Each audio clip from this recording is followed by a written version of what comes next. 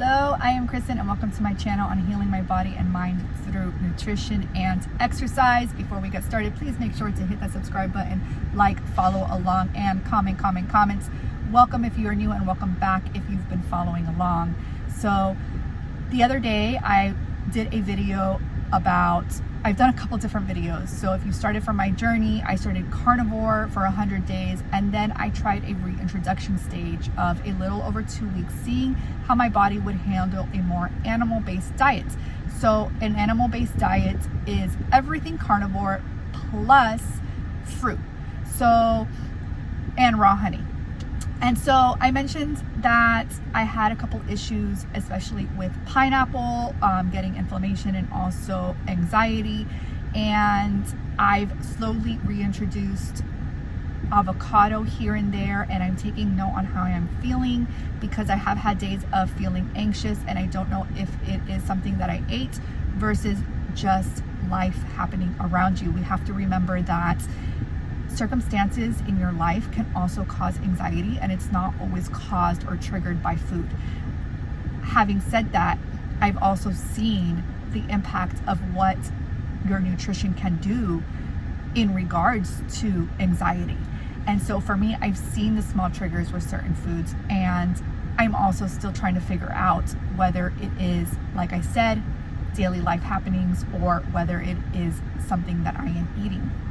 So I got a comment the other day about that I'm addicted to sugar. I am not addicted to sugar. I have never had that issue before. I don't think because you have a memory of when you were little having syrup or having a piece of cake or chocolate is defined as you having an addiction to sugar. I think that we can still, as human beings, enjoy food that tastes good. And there's nothing wrong with that if you sparingly eat these things and if you do not have any health issues that are causing you from not eating these things. And so for me, I am seeing what is triggering to me and what I can and cannot have. I do not define myself as a pure, full-blown, hardcore carnivore. I went on this journey to be able to heal my body and mind and to see what it could do for me or what it can do for me. And I am slowly still healing, trying to figure out what is working for me and what doesn't. I have a long list of health issues and symptoms that I am still trying to figure out. And so I did the fruit thing more to see if I can go more animal-based. I like the idea of animal-based because you can add a little bit more variety to your diet. Carnivore is a very restrictive diet, and not everybody can stick to such a restrictive diet for a very long time. A lot of people, what happens is, let's say they're doing carnivore just to lose weight, are gonna fall off that bandwagon eventually when they start to eat other foods that are not carnivore because it's just the way it is. Just like if somebody does a keto diet, I've seen it many times where they do keto to lose weight. Of course, you're gonna lose the weight and then you start to gain it back. So you have to find a balanced, healthy diet that works for you. Not everybody is the same. Not every body is the same, right? There's no one size fits all in nutrition. I talk about it all the time, even with carnivore, and what works for me may not work for you and vice versa. So animal-based also adds raw honey. I said that I made carnivore pancakes the other day and that there's no such thing as carnivore pancakes. Yes, there is. Cottage cheese, carnivores eat cottage cheese. My pancakes are literally just cottage cheese and eggs. I can do a recipe. I'll probably post it over on Instagram, where I'm starting to post my recipes over there on a page that I had long time ago.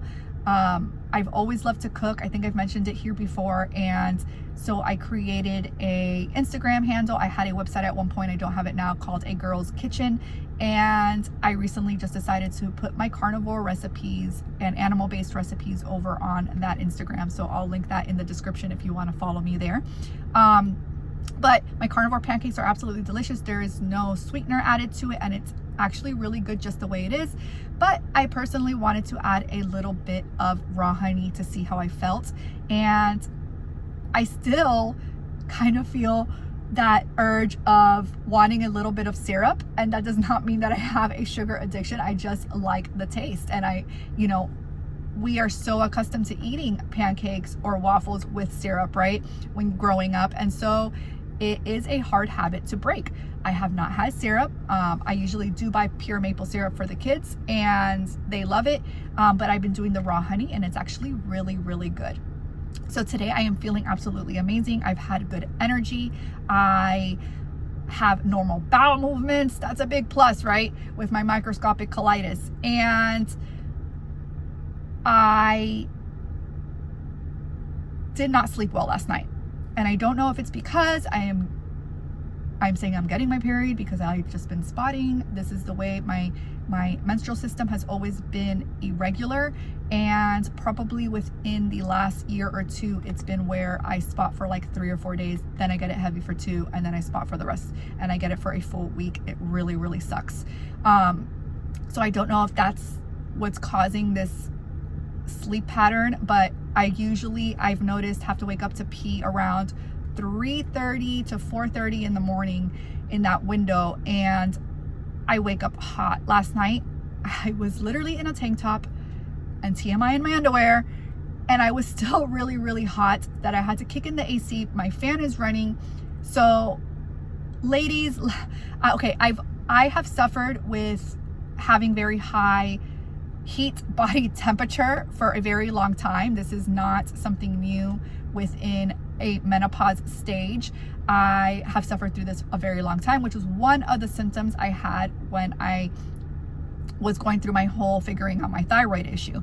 Now, I am at the age where it could be possibly premenopause. I forget the other word that people use. I don't know if it's that. Again, last year I got tested to see my hormones and see if I was premenopausing, and they told me no, but I did get a comment saying that her doctor also told her that she was not premenopausing when in fact she was. So how do we find that out? Because I don't know if it's my thyroid, I don't know if it's that, and all I could think about last night when I woke up really hot and couldn't fall back asleep was, somebody please help me, because I have heard about these hot flashes before in premenopause and I cannot stand being hot. Oh my gosh, what am I gonna do? My husband already says that it's cold in the house, and I feel like I have to make it even colder, so pray for him. I don't know what we're gonna do. But that is the 411 of my life right now. And other than that, I am doing amazing. So I hope that you are too, wherever you are in the world. I would love to hear where you are. If you have tried carnivore, how long have you been on carnivore? What has it helped you with? Or if you're just here, checking it out and seeing if it's something that is going to work for you. And what do you think? So I will see you again tomorrow. Have a great day.